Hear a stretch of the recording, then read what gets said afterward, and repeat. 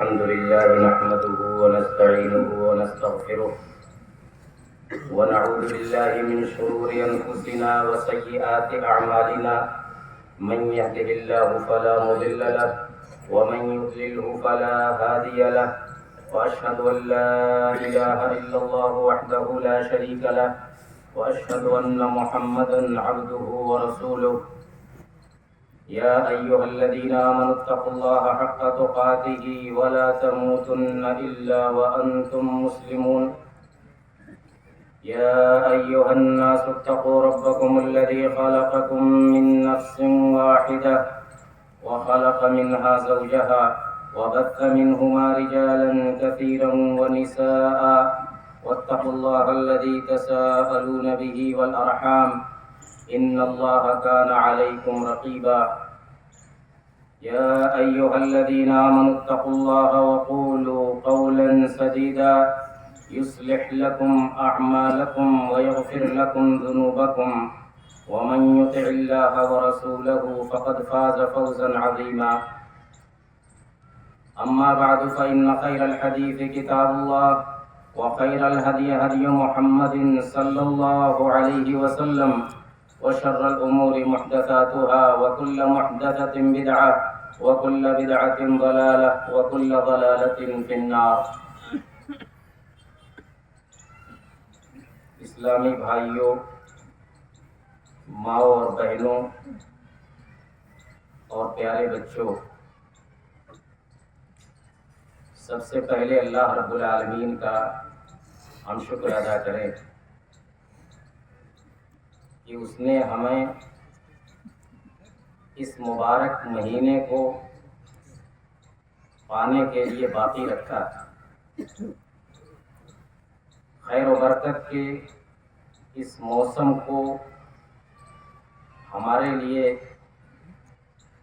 آسان کیا، اس کا پانا آسان کیا، اور اس کی توفیق سے ہم میں سے ہر شخص نے مقدور بھر عبادت کرنے کی کوشش کی، اللہ کو راضی کرنے کی کوشش کی، اپنے کو بخشوانے کی کوشش کی. اللہ تعالی ہماری ان عبادتوں کو قبول فرمائے، اور ہم سے جو کمی ہوئی ہے، جو کوتاہی ہوئی ہے اور بلا شبہ ہوئی ہے، اس کمی اور کوتاہی کو اللہ تعالی معاف کرے. برادران اسلام، عید الفطر کا یہ حسین موقع اور مسرت اور شادمانی کا یہ بہترین موقع اللہ تعالیٰ نے ہمیں عطا کیا ہے. وَلِتُكْمِلُوا الْعِدَّةَ وَلِتُكَبِّرُوا اللَّهَ عَلَى مَا هَدَاكُمْ وَلَعَلَّكُمْ تَشْكُرُونَ. رمضان کی گنتی مکمل کرنے کے بعد اللہ کی بڑائی بیان کرنا اور اللہ کا شکر ادا کرنا ہے. ہم اللہ کے سامنے اپنی پیشانی جھکانے کے لیے، اپنا سر جھکانے کے لیے اس عظیم الشان اجتماع کے اندر حاضر ہوئے ہیں. اے اللہ، ہم تیرا شکر ادا کرتے ہیں، بار بار شکر ادا کرتے ہیں کہ تو نے یہ موقع ہم کو عطا کیا.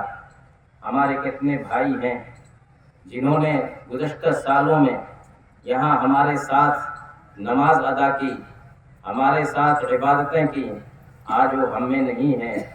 آج ان کے عمل کا سلسلہ منقطع ہو گیا ہے. اللہ تعالیٰ تو ان کی بخشش کر، اللہ تعالیٰ تو ان پر رحم فرما، اور اللہ تو نے ہم کو باقی رکھا ہے تو ہمیں عمل کی توفیق عطا فرما. میرے بھائیوں، رمضان کا مہینہ قرآن کا مہینہ ہے. ایک طرف اس چیز کو سامنے رکھیں اور دوسری طرف ہم اپنے حالات پر نظر دوڑائیں، اپنی تاریخ پر نظر دوڑائیں. ہم جن حالات سے، جس ماحول سے گزر رہے ہیں، ہمارے سامنے، ہمارے ذہنوں کے اندر بڑے سارے سوالات کھڑے ہو رہے ہیں. ہم اس ملک کے اندر 1400 سال سے زندگی گزار رہے ہیں، اور ہم نے تقریباً 8 صدیاں صاحب اقتدار کی حیثیت سے یہاں گزارا. ہم اس ملک کی باغ دور کے مالک رہے. اس کے بعد سب سے پہلے اقتدار ہاتھ سے نکلا، حاکم سے محکوم ہوئے. اس کے بعد محکوم سے مظلوم ہوئے، اور یہ تسلسل تقریباً 200-300 سال سے آپ دیکھیں گے، تاریخ کا مطالعہ کریں گے، اور صرف اپنی زندگی کے اندر آپ جتنا دیکھ چکے ہیں اور جتنا دیکھ رہے ہیں صرف اس پر نظر ڈالیے. آج سے 10-12 سال پہلے کی زندگی پر نظر ڈالیے اور آج کی زندگی پر نظر ڈالیے، کس قدر فرق محسوس کر رہے ہیں. وہ آزادی، وہ امن و امان دھیرے دھیرے وہ بھی ختم ہو رہا ہے جو اللہ تعالیٰ نے ہمیں دیا تھا. آخر وجہ کیا ہے؟ ہم اس کا تجزیہ کیسے کرتے ہیں؟ ہم اسباب کہاں تلاش کریں؟ اتنی تیزی کے ساتھ یہ جو تنزلی ہے اور اتنی تیزی کے ساتھ حالات میں تبدیلی آ رہی ہے، اس کا سبب ہم کہاں تلاش کریں؟ اسی قرآن کے اندر، جس قرآن کا یہ مہینہ تھا شہر رمضان الذی انزل فیہ القرآن، اور جس قرآن کو ہم نے ختم در ختم اس مہینے کے اندر پڑھا ہے، اللہ تعالیٰ قبول کرے، اسی قرآن کے اندر سب کچھ بیان کر دیا ہے.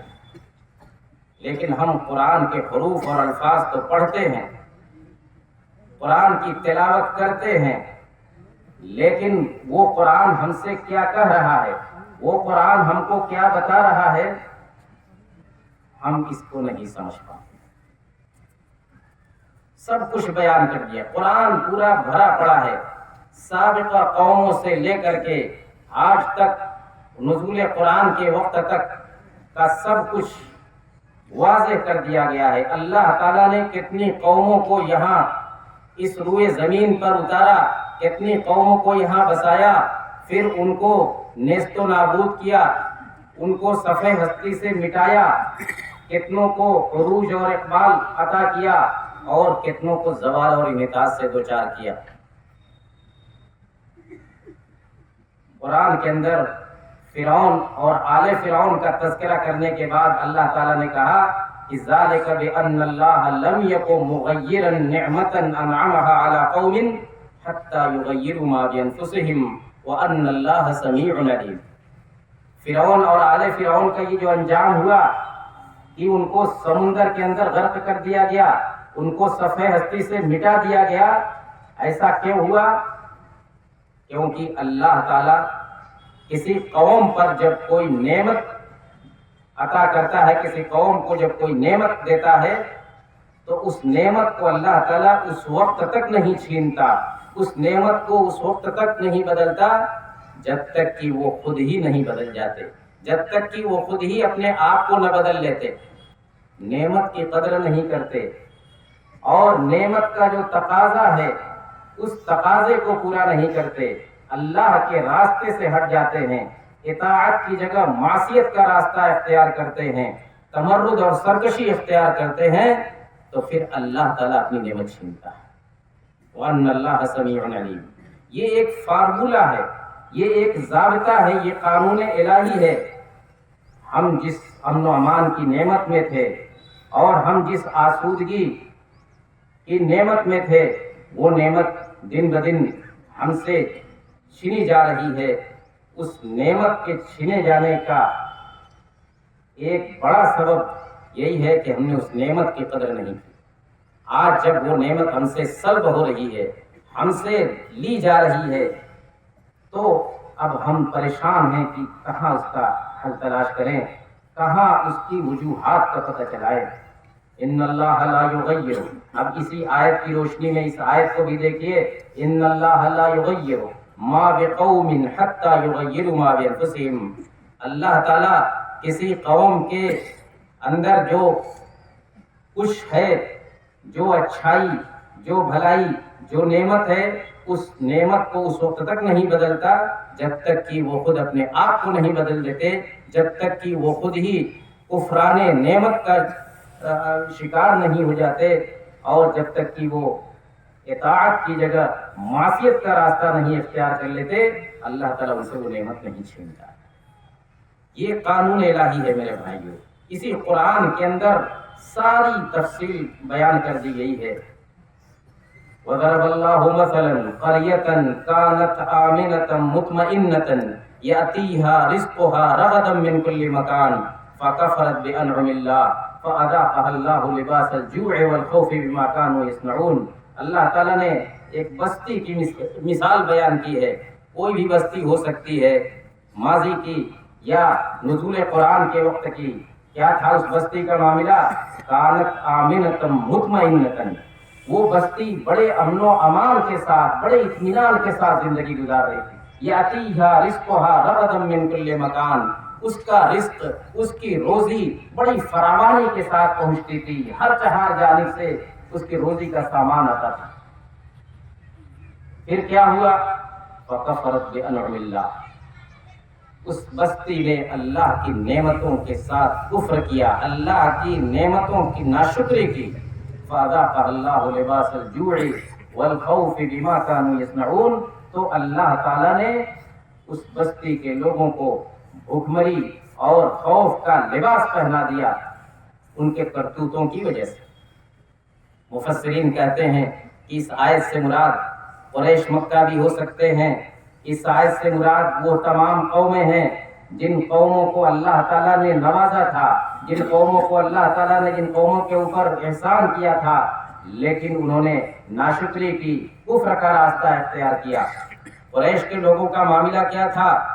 مکے میں رہنے کی وجہ سے، حرم کے اندر رہنے کی وجہ سے ان کو امن حاصل تھا، وہ امن جو پورے عرب میں نہیں تھا، صرف حرم کی وجہ سے ان کو امن حاصل تھا، اطمینان حاصل تھا۔ الذی یطعمہم من جوع وآمنہم من خوف، اللہ تعالیٰ نے ان کو ایک طرف تو بھوکمری سے بچا کر کے ان کی غذا کا سامان فراہم کیا تھا۔ پورے مکے کے اندر، پورے عرب سے، عرب کے باہر سے لوگ حج اور عمرہ کرنے آتے تھے جاہلیت کے اندر بھی، تو وہ قریش کی روزی روٹی کا سامان لے کر کے آتے تھے۔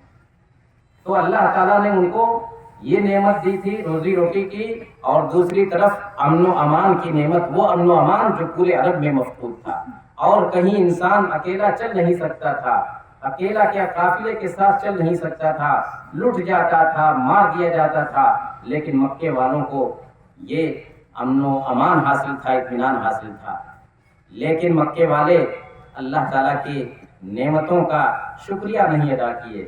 جب نبی آئے، اللہ کے نبی جناب محمد الرسول اللہ صلی اللہ علیہ وسلم کو اللہ تعالیٰ نے نبی بنا کر کے بھیجا، اور قریش کے لوگوں کو، مکے والوں کو ان پر ایمان لانے کی دعوت دی گئی، تو انہوں نے انکار کر دیا۔ نتیجہ کیا ہوا آپ جانتے ہیں۔ وہ قریش کے لوگ 8 سال کے بعد، یعنی ہجرت کے 8 سال کے بعد فتح مکہ ہوا، سن 8 ہجری میں مکہ فتح ہوا، ان کا صفایا ہو گیا۔ مکے سے وہ یا تو اسلام کے اندر داخل ہوئے اور نہیں تو مکہ چھوڑ کر کے چلے گئے۔ وہ امن و اطمینان جو ان کو حاصل تھا اور رزق کی جو فراوانی حاصل تھی، اللہ کی نعمتوں کی ناشکری کی وجہ سے، اللہ کے راستے سے ہٹنے کی وجہ سے وہ سب چھن گئی۔ تو اس کا پتہ چلانے کے لیے بہت زیادہ مغزماری کرنے کی ضرورت نہیں ہے۔ قرآن کے صفحات پلٹیے اور اللہ کے نبی جناب محمد الرسول اللہ صلی اللہ علیہ وسلم کی حدیثوں کا مطالعہ کیجیے۔ ایک حدیث ابن ماجہ وغیرہ کی حسن سند کے ساتھ روایت کی گئی ہے کہ اللہ کے نبی صلی اللہ علیہ وسلم نے ایک مرتبہ صحابہ کو مخاطب کر کے، خاص طور سے مہاجرین کو مخاطب کر کے کہا تھا کہ یا معاشر المہاجرین، 5 خصال اذا ابتلیتم بہن واعوذ باللہ ان تدرکوہن۔ اے مہاجرین کی جماعت، 5 چیزیں ہیں، اگر تم ان 5 چیزوں میں مبتلا ہو گئے تو پھر بربادی۔ لیکن آپ نے دعا دیا मुहाजिरीन को, कहा कि आऊज़ु बिल्लाहि अन तुदरिकुहुन्ना, मैं अल्लाह की पनाह पकड़ता हूँ कि तुम उन 5 कामों में मुलव्वस हो, तुम बच जाओ, तुम उन 5 चीज़ों से बचे रहो। गोया कि अल्लाह के नबी सल्लल्लाहु अलैहि वसल्लम आने वाली नस्लों को बतला रहे थे कि ये 5 चीज़ें इन पर नजर रखे, वरना इनका जो अंजाम है वो बड़ा भयानक अंजाम है। वो क्या 5 चीजें हैं? सबसे पहले आपने फरमाया लम तज़हरिल फाहिशतु फी कौमिन हत्ता युअलिनु बिहा इल्ला फशा फीहिम अत्ताउन वल औजा अल्लती लम तकुन मदद फी अस्लाहिहिम अल्लज़ीना मदद। जिस कौम के अंदर फहाशी आ जाती है, जिस कौम के अंदर बदकारी और ज़िनाकारी फैल जाती है और वो कौम एलानिया ये काम करती है, तो उस कौम के अंदर क्या सजा उस कौम को दी जाती है? उस कौम के अंदर ताउन की बीमारी फैलती, बड़ी खतरनाक बीमारी है, ताउन की बीमारी फैलती। और ऐसी ऐसी बीमारियां, ये तो एक बीमारी, ऐसी ऐसी बीमारियां जो पहले कभी सुनी नहीं गई थी, जिनके बारे में कोई जानता नहीं, ऐसी ऐसी बीमारियां आज हम देखते हैं। कैसी कैसी बीमारियां, रोजाना एक न एक नई नई बीमारी, जिसके बारे में अतिब्बा हैरान रहते हैं। आज के 2 साल पहले आपने देखा कोविड की बीमारी, कोरोना का दौर, कि पता नहीं चला पाए कि बीमारी है क्या, कहाँ से आई है, इसकी तफसीलात क्या हैं, और लाखों की तादाद में लोग लुक़्मे अजल बन गए। तो जब किसी कौम के अंदर फहाशी और बदकारी आम होती है तो अल्लाह ताला उनको, उस कौम को ताउन की बीमारी में और ऐसी ऐसी बीमारियों में मुब्तला करता है कि वो बीमारी न पहले सुनी गई न उसके बारे में कोई जानता। उसके बाद कहा कि वलम यनकुसुल मिक्याल वल मीज़ान इल्ला उखिज़ू बिस्सिनीन व जौरि सुल्तान अलैहिम इल्ला उखिज़ू बिलक़हत वस्सिनीन व जौरि सुल्तान अलैहिम।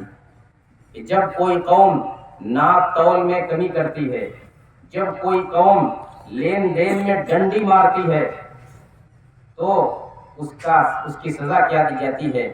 उसके ऊपर कहतसाली मुसल्लत की जाती है, उसका दाना पानी बंद कर दिया जाता है, उसकी कहतसाली आ जाती है, वो शिद्दतिल मऊना, और इक्तिसादी बदहाली आती है, कसाद बाजारी आती है, आमदनी के ज़राए मफकूद हो जाते हैं, लोग पाई पाई को मोहताज हो जाते हैं।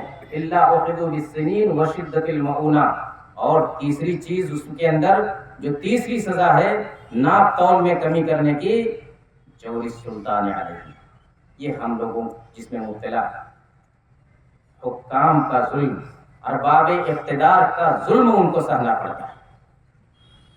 अब आप देख लीजिए हमारे मामलात कैसे हैं, हमारी तिजारत का क्या हाल है, हमारी दुकानदारी कैसी है, नाप तौल में कमी की कैसी कैसी शक्लें नहीं राइज हैं कि आप अंदाजा नहीं लगा सकते कि आपको कैसे ठग लिया गया, आपने दूसरे को कैसे ठग दिया, ऐसी शक्लें राइज हैं।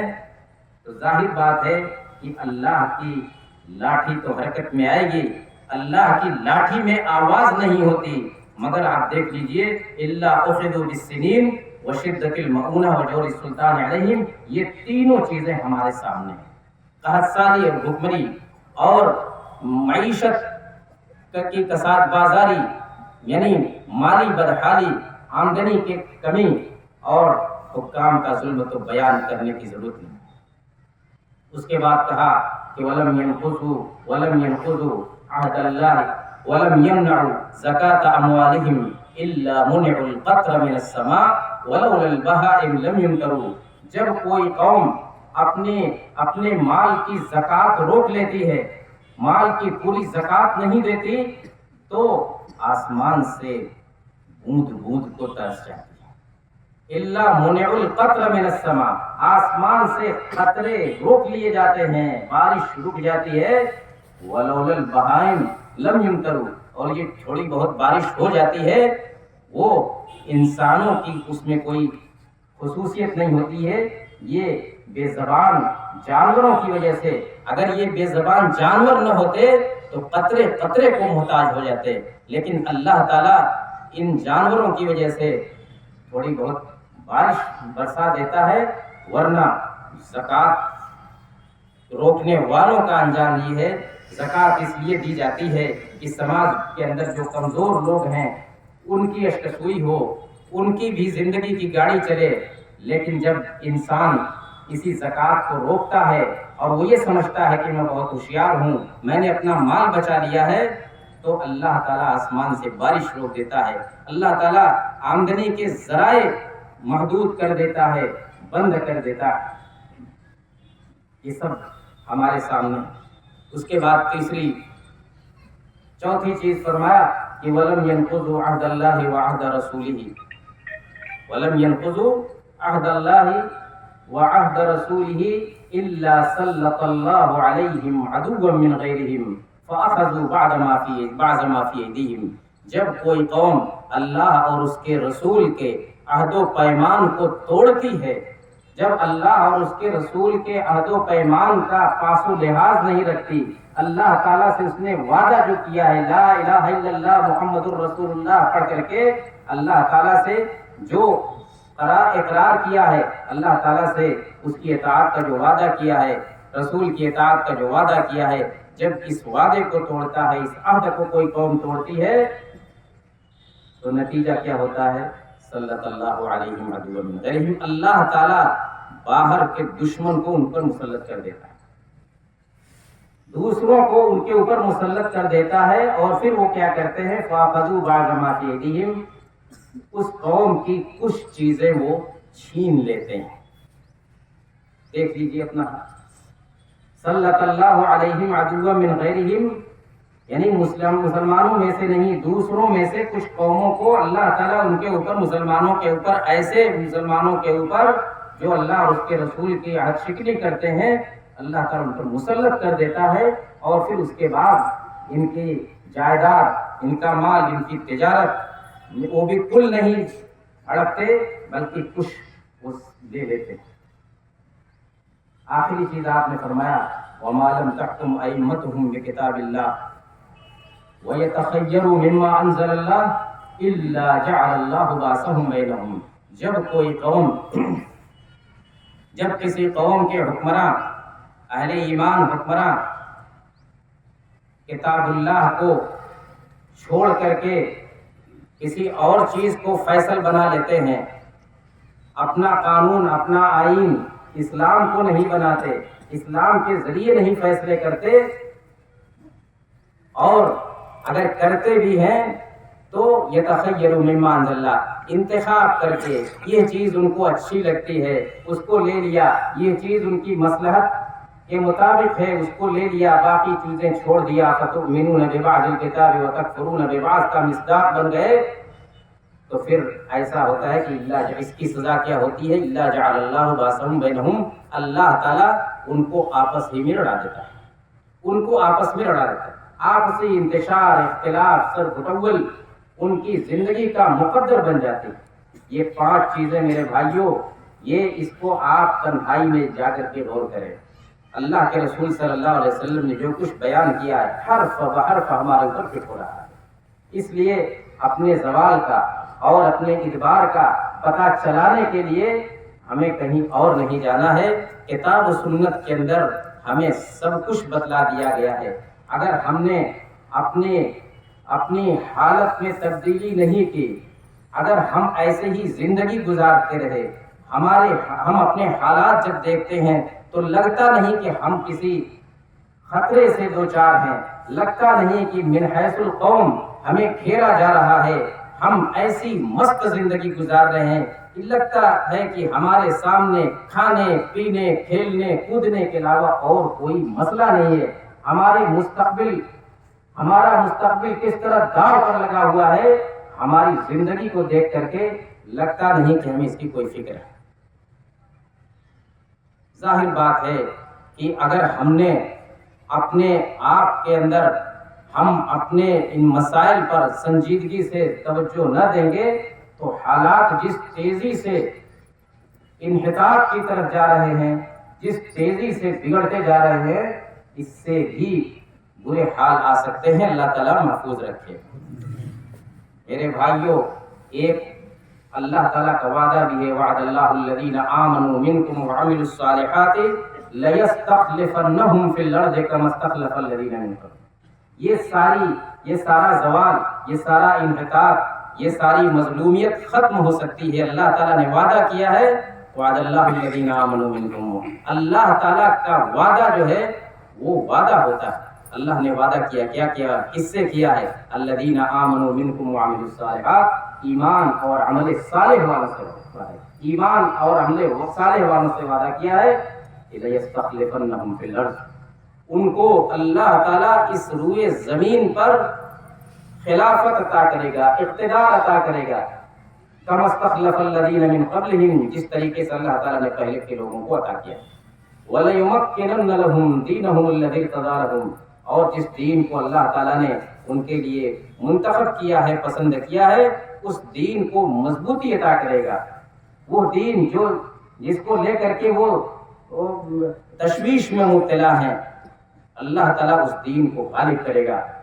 وَلَيُبَدِّلَنَّهُمْ مِن بَعْدِ خَوْفِهِمْ أَمْنًا، اور اللہ تعالیٰ خوف کے بعد امن دے دے گا، خوف کو امن میں تبدیل کر دے گا۔ دیکھیے اللہ تعالیٰ کا وعدہ، وَلَيُبَدِّلَنَّهُمْ مِن بَعْدِ خَوْفِهِمْ أَمْنًا، جس خوف، جس اندیشوں سے ہم سوچ کر کے ہم گھبرا رہے ہیں، اللہ نے وعدہ کیا ہے کہ یہ خوف دور کر دے گا، اس خوف کی جگہ امن و امان آ جائے گا۔ لیکن کہا کہ یعبدوننی لا یشرکون بی شیئا، لوگ میری عبادت کریں، میرے علاوہ کسی کو شریک نہ کریں۔ اللہ کی عبادت، ایک اللہ کی عبادت، اس کے ساتھ کسی کو شریک نہ کرنا، یعبدوننی لا یشرکون بی شیئا، یہ اللہ تعالیٰ کا وعدہ ہے۔ اس لیے ہمیں مایوس نہیں ہونا چاہیے، ہمیں مایوس نہیں ہونا چاہیے۔ ہماری بیماری، ہمارا علاج، سب کچھ روز روشن کی طرح ہمارے سامنے ہے۔ اگر ہم اپنی بیماری کو نظر انداز کرتے رہے، بیماری بڑھتی جائے گی، ہمارے نظر انداز کرنے سے بیماری ختم نہیں ہوگی میرے بھائیوں۔ اگر ہم نے ایسے ہی نظر انداز کرتے رہے تو یہ بیماری بڑھتی جائے گی اور ایک دن سب کو لے لیے گی۔ اس لیے ہم میں سے ہر شخص کی ذمہ داری ہے، ہر فرد کی ذمہ داری ہے، ہر نوجوان کی ذمہ داری ہے، ہر بزرگ کی ذمہ داری ہے، ہر مرد کی ذمہ داری ہے، ہر عورت کی ذمہ داری ہے، ہر عالم کی ذمہ داری ہے، ہر غیر عالم کی ذمہ داری ہے، اور سماج کے ہر فرد کی ذمہ داری ہے کہ وہ سنجیدگی سے غور کرے، وہ اپنے ماحول کا جائزہ لے، گلی گلی کے مسائل جاننے کی کوشش کرے کہ ہم سے کہاں کہاں چوک ہو رہی ہے، ہمارے مسائل، ہم کن کن طریقوں سے اللہ کو ناراض کرتے ہیں، ہمارے معاشرے میں کون کون سی برائیاں ہیں جو جڑ پکڑ چکی ہیں، ان برائیوں کو ہم ختم کرنے کی کوشش کریں تو پھر اللہ کا وعدہ ہے وَمَا كَانَ رَبُّكَ لِيُهْلِكَ الْقُرَىٰ بِظُلْمٍ وَأَهْلُهَا مُصْلِحُونَ، اللہ تعالیٰ کسی بستی کو ظالمانہ طور پر برباد نہیں کرتا اگر اس بستی کے لوگ اصلاح کا کام کرتے ہیں، اصلاح کا کام کرتے ہیں تو پھر اللہ تعالیٰ اسی بستی کو برباد نہیں کرتا۔ آخر میں خواتین سے دو باتیں بھی ہونا ضروری ہے۔ خواتین کو معلوم ہونا چاہیے کہ شریعت کے اندر آپ کو عیدگاہ میں آنے کی، آپ کو اللہ کے گھروں میں مسجدوں میں آنے کی اجازت دی گئی ہے۔ عیدگاہ کے لیے، عیدین کے لیے تو اللہ کے نبی صلی اللہ علیہ وسلم کا باقاعدہ حکم ہے کہ ساری عورتوں کو عیدین کے اندر لے آیا جائے، اور مسجدوں کے لیے حکم ہے کہ لا تمنعوا اماء اللہ مساجد اللہ، لوگوں اللہ کی بندیوں کو اللہ کی مسجدوں سے مت روکو۔ اللہ کے نبی صلی اللہ علیہ وسلم یہ اجازت دے کر کے چلے گئے، اب اللہ کے نبی کے علاوہ کوئی اور اس اجازت کو ختم نہیں کرتا۔ یہ اجازت آپ کو شریعت نے دی ہے، یہ اجازت آپ کو اللہ کے نبی صلی اللہ علیہ وسلم نے دی ہے، اس پر اللہ کا شکر ادا کیجیے۔ لیکن گھر سے باہر نکلنے کے جو آداب ہیں ان آداب کا خیال رکھیے، اس کو جاننے کی کوشش کیجیے۔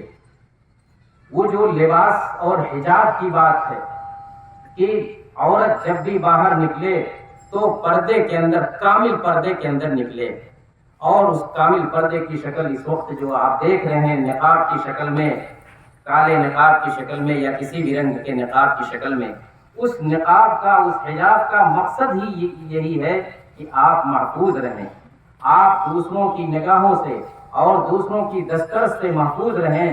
لیکن اگر یہی آپ کا نقاب ایسا ہے کہ دوسروں کو دعوت نظارہ دے رہا ہے، دوسروں کو اپنی طرف مائل کر رہا ہے تو پھر یہ نقاب نقاب نہیں، یہ حجاب حجاب نہیں، یہ بے حجابی ہے۔ کتنی خواتین کو دیکھا جاتا ہے کہ کچھ ایسا منفرد قسم کا حجاب استعمال کرنا چاہتی ہیں، اس کا چرچا ہو، لوگ کہیں ارے فلاں کا حجاب تو ایسا ہے۔ حجاب اس لیے نہیں، نقاب اس لیے نہیں، پردہ اس لیے نہیں، پردہ تو اس لیے ہے کہ لوگوں کی نظریں آپ کی طرف نہ ہو۔ اگر آپ کا نقاب، آپ کا پردہ کسی بھی طریقے سے دوسروں کو دعوت نظارہ دے رہا ہے تو یہ بے حجابی ہے۔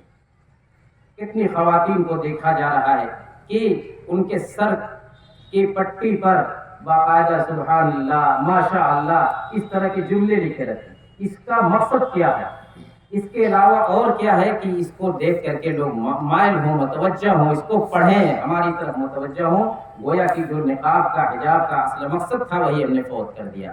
اس کا خیال رکھیں، نقاب کے اندر، حجاب کے اندر جتنی سادگی ہو سکے اتنی سادگی اختیار کیجیے۔ اللہ تعالیٰ ہمیں، ہماری خواتین کو، ماؤں بہنوں کو بھی اس کی توفیق عطا فرمائے، اور ان کے جو گارجین ذمہ داران ہیں ان کو بھی اس جانب نظر رکھنے کی توفیق عطا فرمائے۔ اے اللہ تعالیٰ، ہم اس عظیم شان اجتماع کے اندر حاضر ہوئے ہیں، اس لیے حاضر ہوئے کہ تیرے سامنے اپنی پیشانی جھکائیں۔ اے اللہ تعالیٰ تو ہمیں معاف کر دے، اے اللہ تعالیٰ ہماری عبادتوں کو قبول فرما لے، اے اللہ تعالیٰ تو ہمیں عبادتوں کا سلسلہ جاری رکھنے کی توفیق عطا فرما، اے اللہ تعالیٰ تو ہمارے حال پر رحم فرما، اے اللہ تو ہماری اس مظلومیت کے دور میں، اے اللہ تعالیٰ تو ہمارے حال پر رحم فرما، اور ہمارے اس خوف کو امن میں تبدیل کر دے، ہماری اس معاشی بدحالی کو ترقی سے اور فراوانی میں تبدیل کر دے۔ اے اللہ تعالیٰ ہم میں سے جو مسافر ہیں اللہ تعالیٰ ان کو منزل مقصود تک پہنچا دے، جو راہ راست سے بھٹک گئے ہیں اللہ تعالیٰ تو ان کو راہ راست پر پہنچنے کی توفیق عطا فرما، جو بیمار ہیں اللہ تعالیٰ ان کو شفائے کامل اور عاجل عطا فرما۔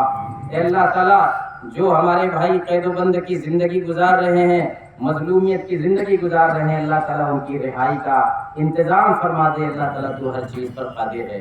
اے اللہ تعالیٰ تو ہمارے مظلوم فلسطینی بھائیوں پر رحم فرما، جن کو دشمنان اسلام نے جن کی زندگی تنگ کر رکھی ہے، اور وہ ان میں یعنی مقتولین کی تعداد اور زخمیوں کی تعداد، بچوں کی تعداد، عورتوں کی تعداد کتنی ہے کہ سن کر کے رونگٹے کھڑے ہو جاتے ہیں۔ اے اللہ تعالیٰ تو ان کے اوپر رحم فرما، اے اللہ تعالیٰ